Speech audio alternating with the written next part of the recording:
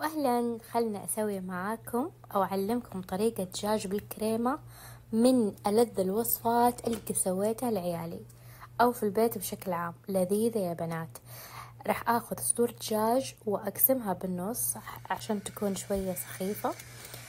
وبعدين اتبلها بزيت زيتون، فلفل اسود، بابريكا حلوة، وبهارات مشكلة، وفلفل اسود انا قلتها.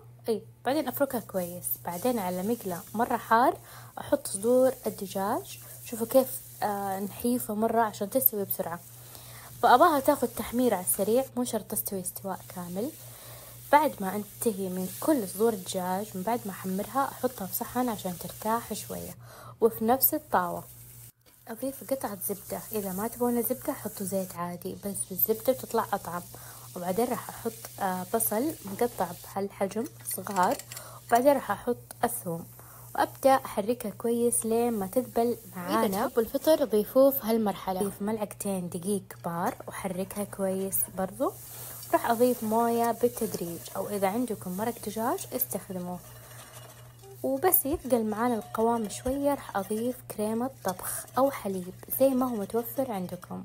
وفي هذه الخطوة لازم تستمرون بالتحريك عشان ما يتكتل معاكم الصوص. أنا أضفت فلفل الرومي الأحمر، ممكن تحطوا أي لون تبونه.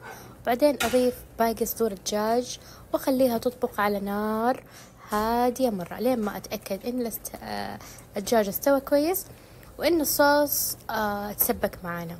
وكخطوة أخيرة أحط الملح. أنا كذا في طبخاتي دائما أحب أملح آخر شيء.